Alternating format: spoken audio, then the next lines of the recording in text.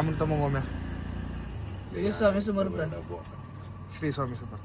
करण्या दिसायला त्याला खरं अबे करण्या, मी तर आत हाक मारायला तू बाहेर जाऊन काय करायला? ओम्याचं वाट बघालता का? बरं म्हणला बे ओम्या पळू नको बे, आधीच जाता बाहेर, आता तुटले बिटले काय करायचं? करण्या एक एक आवाज होऊन जाऊ दे रे. हा मामा मामा आवाज आहे का काय? कानाचे पडदेच फाटले की पूर्ण.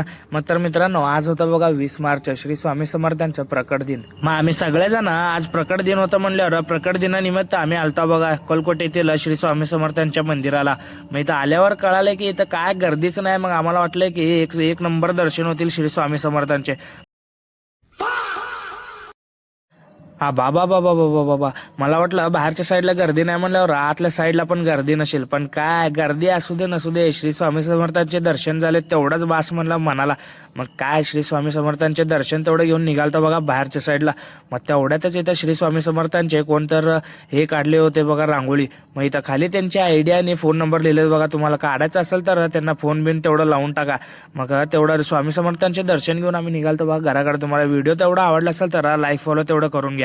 भेटूयात नेक्स्ट व्लॉग मध्ये.